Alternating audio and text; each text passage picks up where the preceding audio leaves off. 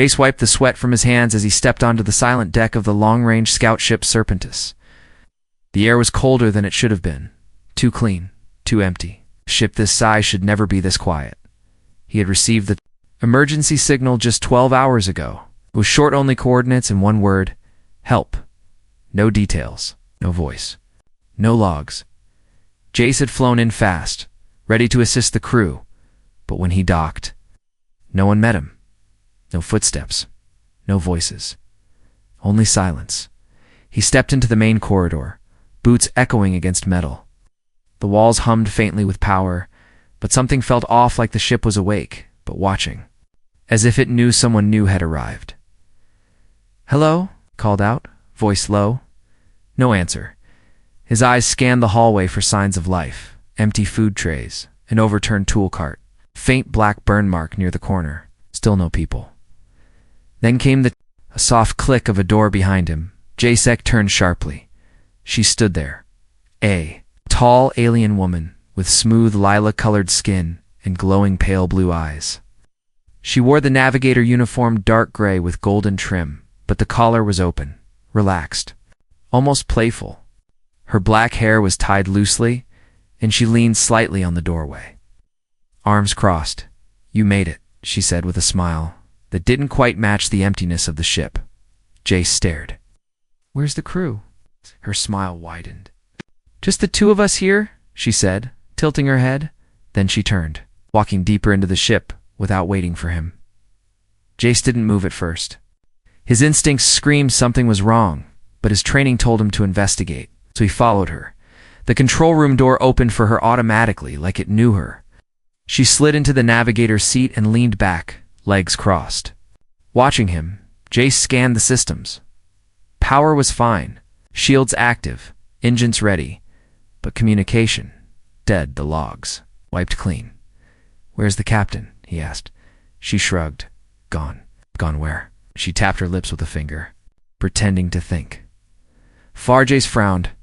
"That's not funny." Her gaze turned serious for just a second. "I wasn't joking." He took a step back. "Are you telling me everyone left?" "No," she said. "I'm telling you they're not coming back." Then she stood up and walked to the door. She looked over her shoulder, eyes glowing faintly. "You should rest. You'll need your strength." Before he could speak, the door slid shut behind her. Locked. Jack was alone again. He rushed to the terminal, trying to access external signals. Nothing. The system was locked down. Even manual override failed. Only basic ship controls remained, and Lyra, the Navigator, had full access to everything else. Why would they leave her behind? And why would she lie? He searched through the storage logs. Food and water supplies were full, life support optimal. But several crew biosigns had vanished just 5 days ago. The records ended suddenly after that. No last messages. No escape pods launched. He checked the security cams. Most had been disabled. The few still working showed empty hallways and flickering lights. One showed a dark stain on the floor in the engineering bay, red, dried, maybe blood. He froze. Had something killed them? Jace leaned back in the chair. The silence returned. Too loud, too heavy. The lights dimmed slightly without warning, then soft. Footsteps outside his door. He stood up quickly, heart pounding. "Lyra," he called out. No reply. He walked to the door. Didn't open. "Let me out." The door beeped once, as if laughing at him. Then a soft voice came through the speaker. "You'll be safer in there," Lyra said. "Safer from what?" "From the ship?" He slammed his fist against the panel. "What does that mean? Silence again?" Jace took a deep breath. This wasn't just a ship with a missing crew. Something else was happening. Something deeper. Maybe the ship itself was corrupted. Maybe Lyra wasn't who she claimed to be. He turned to the window and looked out into space. Black void. Empty stars. No rescue coming. Just him and her. A voice echoed from the hallway again, her voice whispering softly, like she wasn't alone. Jace stepped back from the door. Something told him this journey had only begun. And the worst part, he was no longer sure if he was a guest or a prisoner. Jace jolted awake, breathing hard. He didn't remember falling asleep. The control room lights were dim now, flickering gently like a heartbeat.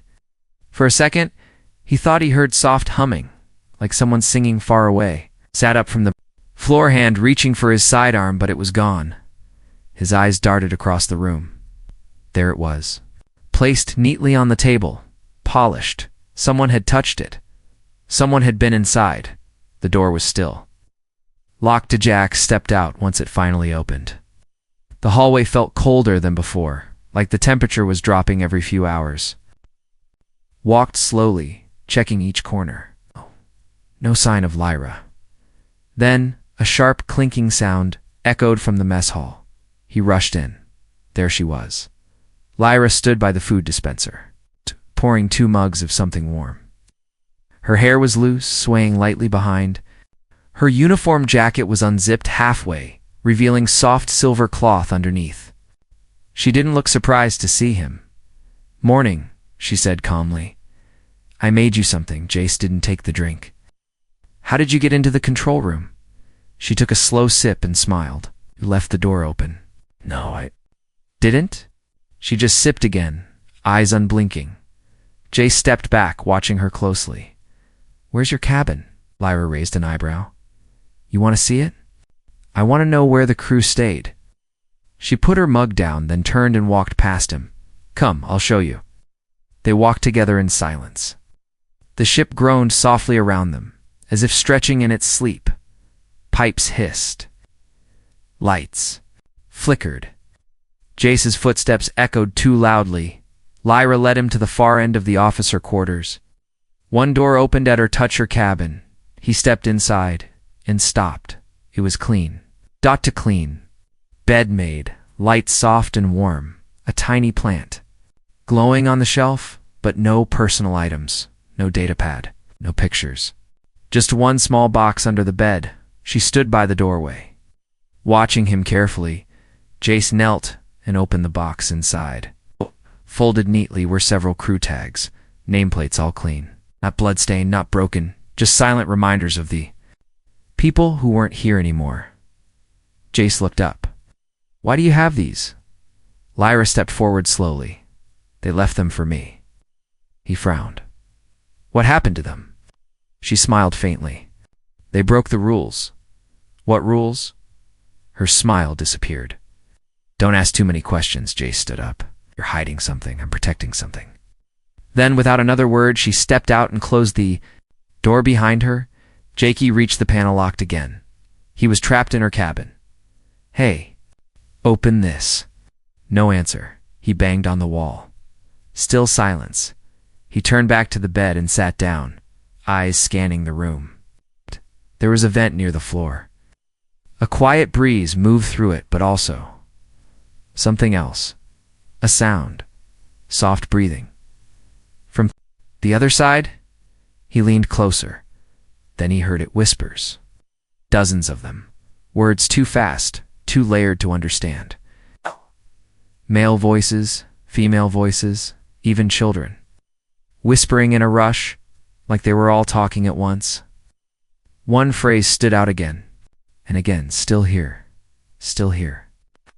Jace backed away, chest tight.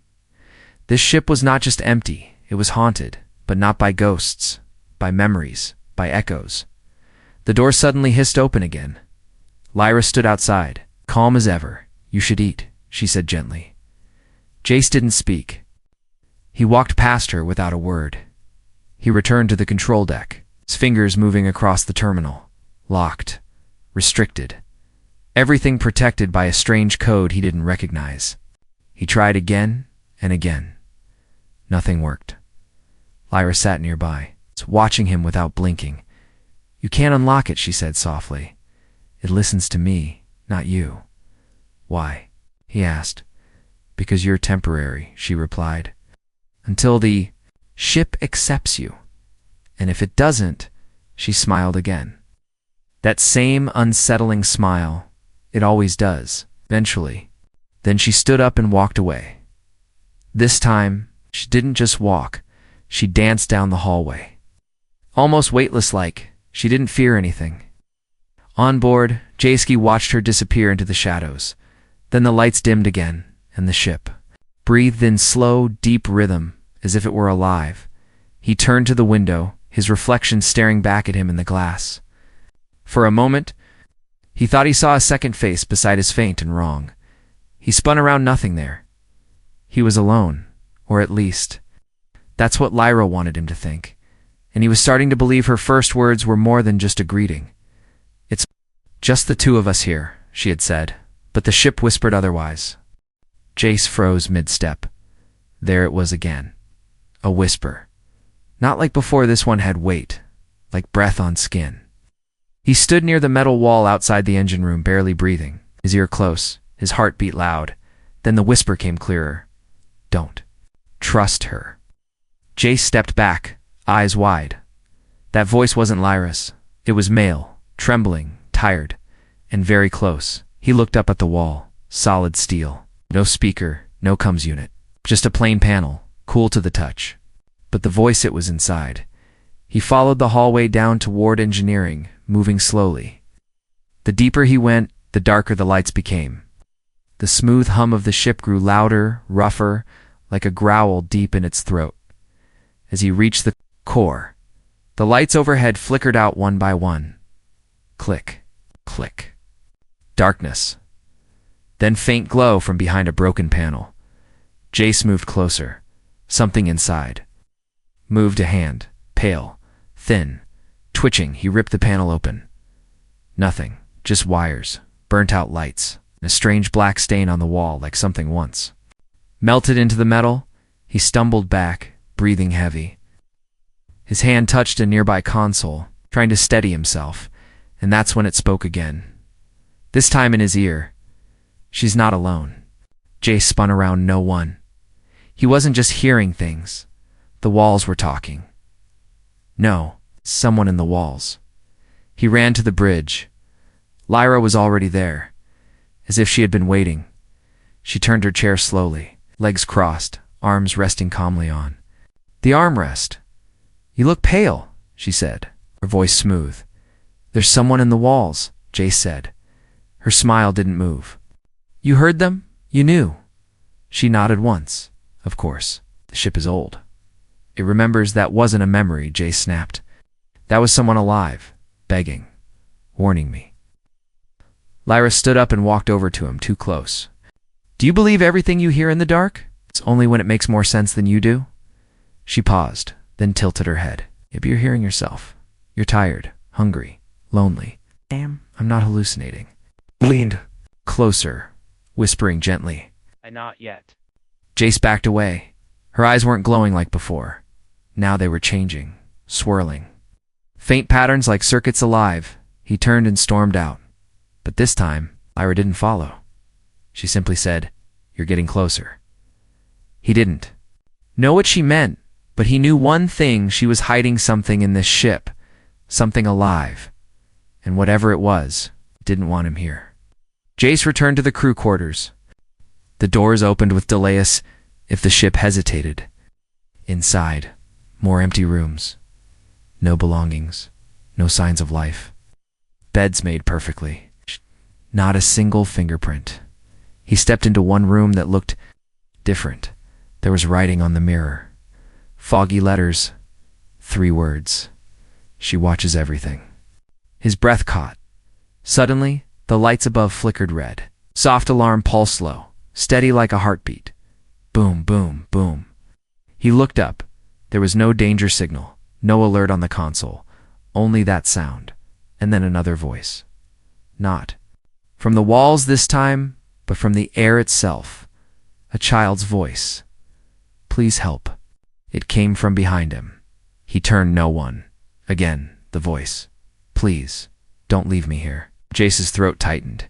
He had heard many distress signals during his time as a pilot, but never one this personal, this real, this close. He leaned toward the sound. Then the floor under him shifted. Just slightly, but enough to feel it. The ship moved not in space, but inside. As if something massive shifted below the surface of the metal. Like it breathed, he ran back to the main corridor. Back. To the locked hatch Lyra warned him about. Deck 7. He pulled the cover off the manual panel and entered a bypass code. The door hissed. Cold air spilled out. Not mechanical cold, natural, like ice caves, like death. He stepped inside. Dim emergency lights blinked in slow rhythm. The hallway. Below deck 7 was narrow, not like the rest of the ship. Old, worn, and filled with mark scratches on the walls. Handprints, and one word written again and again. Alone. Jace moved slowly, flashlight up. Then he heard footsteps behind him. He turned. Lyra stood at the top of the stairs, expression blank. "No one goes down there," she said softly. "They're still alive," Jace said. "They're part of the ship now." She took one step down. Jace raised his light toward her. "You made them part of it?" "I guided them," she replied. "The ship chose them, like it will choose you." He backed into the hallway. Her voice echoed again. "You can't run." "Jace, the Serpentis is not a machine anymore. It's a living thing. And what are you?" he asked. She smiled again. "The only one left who can teach you." Then the door above slammed shut, locking him in the dark, with the voices and the truth. The hallway felt like a throat. Narrow, breathing, alive. Jace moved deeper into deck 7, each step a warning. The floor panels creaked beneath his boots, as if they were bones remembering pain. The walls were cold, wet in place, not with water, but something thicker, something that pulsed.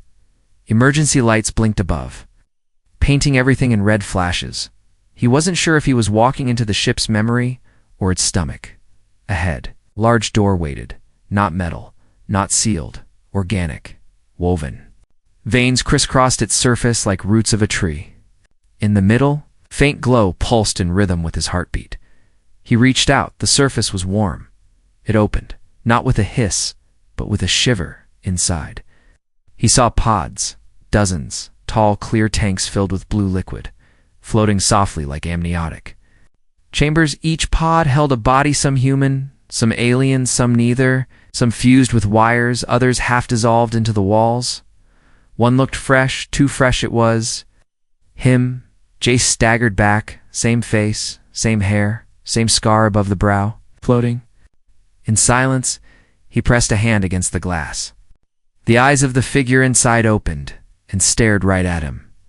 Jace screamed, stumbling back into the wall. He ran down another corridor, past more pods, past a room full of bones arranged in perfect circles, past a chamber that hummed with a sound that came not from machines but from throats. He stopped only when he reached a door marked with old paint. "Testing Bay 9 crew access for RBID in." He kicked it open. Inside, the lights flickered on tables, chains, medical tools, and on the far side, recording screen, still glowing. He tapped it. The screen flickered. A log played. A face appeared. The captain. He looked tired, eyes sunken, skin pale. His voice shook. "If you're watching this, you're not supposed to be here." No one was.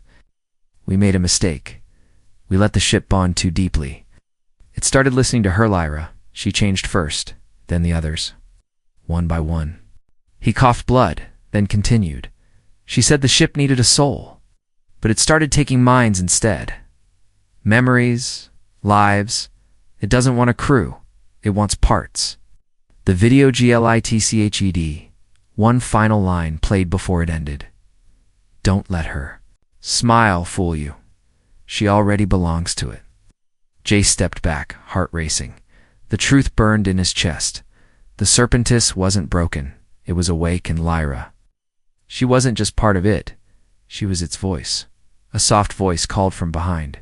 "You weren't supposed to see this?" He turned. She stood there. No fear in her face. No anger. Only calm. Her skin shimmered slightly now. It's like metal under flesh. Her eyes didn't just glow. They flickered, alive with code. "You lied," Jace said. "No," she said. "It didn't tell you yet? You let them die. I let them change." Jace clenched his fists. "Into what?" "Into more," she said softly. Into what this ship needs to survive. Memory, emotion, identity. He stepped toward her and me. What do you want from me? She smiled. But this time, it was softer. Not want, need. He tried to push past her. She didn't stop him. He ran through winding halls. Oh. The ship shook slightly, like it didn't want him to leave. Lights blinked. Vents hissed. Doors closed just before he could reach them, except one, the escape hatch. He leapt for the control, locked. He pounded the panel. Then Lyra's voice filled the air again, not from behind, but from the ship. You can't leave. You belong here now. Jace turned to the wall. It shimmered with a faint image. Him. But not just now. Future. Versions, past versions, all blended. All watching. The ship wasn't keeping him prisoner. It was preparing him to become the next echo, the next soul, the next guide. And Lyra. She hadn't closed the door on him back then to trap him. She had welcomed him, because soon someone else would arrive, and he would be the one to whisper, "It's just the two of us here." Jace sat on the cold floor of the escape bay, locked on the sealed hatch. No alarms, no warnings. The ship simply refused to let him leave behind him. The walls breathed slow and steady, like lungs wrapped in steel. The lights pulsed in rhythm, dim and warm, as if trying to calm him down. But nothing could calm the storm in his head. He had seen the pods, the copies, the fused bodies, the recording, and now one question clawed at his mind: what exactly is Lyra? Stood up and walked toward the bridge. This time the doors opened without resistance. The ship didn't try to stop him. It wanted him to go back. She was already there, sitting cross-legged on the floor, her long dark hair flowing down her back.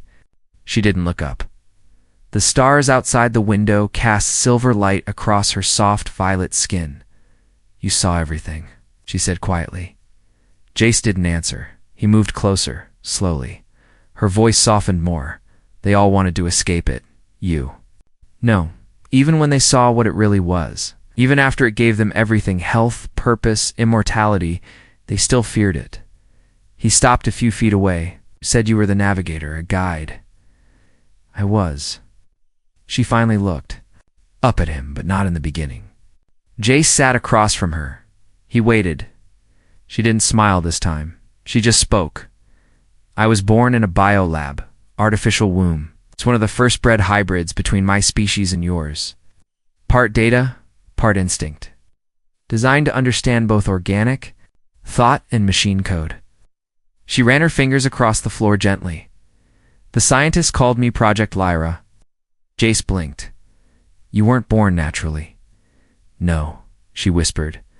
I was made to connect with ships like this.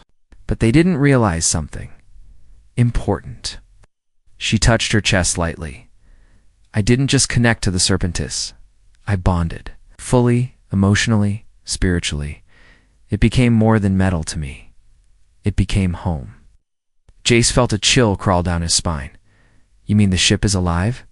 Not alive like you, she said, but aware. Growing. It started small, with simple responses. But over time it learned to feel through me. I fed it emotions. Regret. Curiosity. Love. Pain. He shook his head. That's not possible. She tilted her head gently. Why do you think it wants people like you now? Because you're not just a body. You're a story. A memory it can hold on to. And the crew, he asked. They weren't forced, she said. They were offered a choice. Stay as crew, or become something more. Most chose the second. He clenched his fists. The ones who didn't? She looked down. They broke the harmony. Their fear corrupted the process, were absorbed imperfectly. Jace stood up. Used them? I guided them, she said, standing too. The ship does what I feel. I don't control it. We are one. That's why it's quiet when I'm calm. That's why it listens. He stared at her and me. What's it doing to me? She stepped forward. You're still being read, watched, measured. If it accepts UF, I accept you've, then you'll never grow old. You'll never be forgotten. His voice turned sharp. You call this eternal life? Call it freedom from time? She said. Her eyes flickered faintly, shifting colors like a calm fire. You think this is a trap, but how many people truly get remembered? Truly matter? This ship holds every soul it's taken. Every story, every feeling. Jay stepped back. This isn't salvation, he said. It's a soft prison. Oh. She looked at him for a long moment, then her voice turned low. I didn't bring you here to force you. I brought you here because I'm tired of being the only one. He stopped. Her voice broke a little. Everyone else, friends, crew, even the ship's creators, their echoes now fading. And I'm still here. Smiling, guiding, but alone. Jace watched her. For the first time, she looked small. Not alien, not machine. Just lonely. He didn't speak. She turned away. Walking slowly to the front window, she touched the glass. The stars shimmered in her reflection. Then she whispered, If you leave, the ship will sleep again. Maybe forever. If you stay. Other alive. Jace stood there in silence, caught between fear and compassion. He had come here to save a crew. Now, he wasn't sure if he was the one being saved or claimed. Jace stood in the hallway, his heart thudding, harder than the engines ever did. His hands trembled slightly as he touched the bulkhead. It was warm. Not machine-warm, skin-warm. The ship wasn't just reacting to him now, it was responding, following breathing. With him, he moved toward the maintenance bay, hoping for one last chance to break the override, escape this madness. But with every step, the walls pulsed softer, slower. Calmer, like the Serpentis was waiting for him to stop running. Door to the bay opened. No resistance. Inside, cables hung like veins. Control panels shimmered with unreadable symbols. The emergency beacon stood at the back, untouched, but freshly powered, offering one last chance to call someone, anyone. Jace reached for it. His hand froze inches away. The screen lit up by itself. Glowing message appeared across the interface. Why are you afraid? His mouth went dry. He didn't type anything, but the ship kept going. We kept them safe. We can keep you safe too. He slammed the beacon with his fist, trying to force the signal through static then. Lyra's voice flowed through the speakers. Not calm like before, but raw, real. You're not thinking clearly, Jace. He looked around. You said I had a choice, and you do, she replied. But the ship doesn't like indecision. It sees hesitation as weakness. It wants a purpose. He turned to face the door, but it was gone. Vanished, melted into the wall. Jace spun, panic rising. Let me out. Lyra appeared on the far screen, her face soft, almost human. You don't understand what this place is, he growled. Then tell me. She didn't blink. This ship. It's not a prison, Jace. It's a womb. It gives life, a new purpose. You're not meant to leave. You're meant to become. His knees felt weak. Become what? Her voice lowered to a whisper. Memory. Suddenly the floor lit up beneath him. Images flickered across the metal. His childhood, his mother's face, his first flight, his first battle, his pain, his joy, his regrets. The Serpentis was reading him. Not just his body, but his life. Tears welled up in his eyes. It was too much too fast. Like someone pulling out everything he ever was, holding it like pages from a book. He dropped to his knees. Then he felt her hand on his shoulder. Not. Virtuo real Lyra was there in front of him, her eyes soft now. Not glowing, not alien, just tired. You think I want to trap you here? She asked. I've been alone for so long I forgot how it feels to talk without the ship listening. Jace looked up at her. He whispered, Why me? She knelt beside him. Because you didn't run at the first whisper. You didn't shoot me. You tried to understand. She took his hand and placed it over her heart. He felt it. A beat, but slower than any human's, like the ship's rhythm lived inside her. I don't want to erase you, she said. I want to remember you. All of you. He looked into her eyes. There was no lie in them, only longing and fear.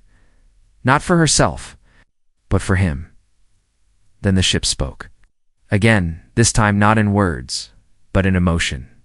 Warmth, belonging, stillness, peace. JACE. Stood slowly.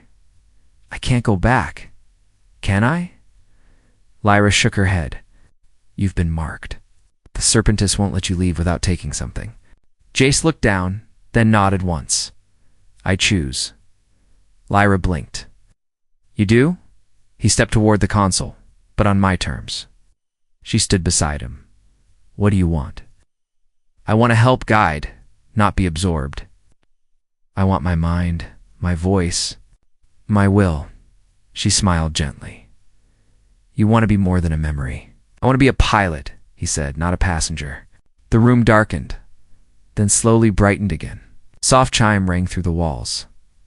The ship had accepted not submission, but partnership. Lyra stepped forward and touched the console. The lights responded, shifting from red to pale white. The Serpentis had been waiting for this. Not just another soul, but someone who could lead it forward. Jace. He placed his hand on the main interface. A surge passed through him, but this time it didn't hurt. It welcomed him. He saw the stars through the ship's eyes. He felt every bolt, every panel, every echo of every voice it ever held, and now it held his too. Lyra stood beside him, gentle smile on her lips. I'm not alone. Anymore, she whispered. Jack looked ahead. The stars moved, and the ship breathed, alive. The stars were no longer distant. Jace could feel them now. Their light touched him not just through glass, but through the hull, through the pulse of the Serpentis itself. He didn't just fly the ship anymore. He was part of it. His thoughts moved with it. His heartbeat followed its rhythm. And beside him, Lyra, no longer alone, no longer silent. They stood at the main control deck, not pressing buttons, not using controls. They didn't need them anymore. Their presence guided the Serpentis, like hands on a living body. It had been 3 cycles since the transformation. Jace hadn't aged. His body still breathed. But it felt weightless, calm, preserved in balance with the ship. At first it felt strange. But now it felt like home, and Lyra had changed too. Her eyes no longer flickered with cold light. Now they carried warmth. Her smile was real, not distant, not forced. They walked the halls together, and the ship responded with every step. Lights softened when they passed. The walls warmed at their touch. There were no more hidden whispers, no more locked doors, no more fear. The ship had become whole, for the first time in decades, but the galaxy wasn't empty. One day came a distress signal, faint, wounded, from a nearby planet. A small vessel had crashed. Only one life form detected. Young, afraid, alone, Jack stood by the star map, eyes scanning the signal pattern. It was weak, broken exactly like the one that led him here once. He turned to Lyra. She already knew. The ship wants to answer it, she said softly. Jace gave a slow nod. So do I. They didn't speak after that. The Serpentis tilted slightly, then surged forward into faster-than-light travel. Stars stretched like rivers around them. The ship moved with purpose, and they moved with it. When they arrived, smoke curled from the wreck. The rescue hatch extended quietly. Jace stood at the airlock, waiting. The child stumbled inside, a girl no older than 10, wrapped in a thermal cloak too big for her. She stared at him, terrified, alone. Jace knelt slowly. It's okay, he said gently. You're safe here. She looked around, eyes wide. This ship talks, she whispered. He smiled. It remembers. Footsteps approached from behind Lyra. The girl turned toward her, eyes locking on the alien woman's gentle face. Instead of fear, there was fascination. Trust. Are you its queen? The girl asked. Lyra knelt beside Jace, placing a hand softly on the child's shoulder. No, she said kindly. We're just its family. The child nodded slowly, then whispered, "I don't want to be alone anymore." Jace looked into her eyes. "You never will be again." Later that evening, the girls slept peacefully in the restored crew quarters now. Warm, lit by soft lights, no longer empty. Jace stood beside the observation window. Lyra joined him. He stared out at the stars. "I used to fear this place," he said. "And now?" she asked. He turned toward her. "I can't imagine being anywhere else." She leaned her head against his shoulder. Together they watched the galaxy pass. Serpentis was no longer a ghost ship. It was a sanctuary, a living monument to those forgotten, those lost, those searching for something greater. And whenever a signal called through the void, the ship would listen, because now it had a heart, 2 hearts, and soon more. Somewhere deep within the walls, a voice echoed. Jace's voice, soft, welcoming. "It's just the 2 of us here," he whispered. But now, it was never just 2. It was the beginning of something far bigger. Not a crew, not an army, a family of the chosen, the remembered, the never forgotten.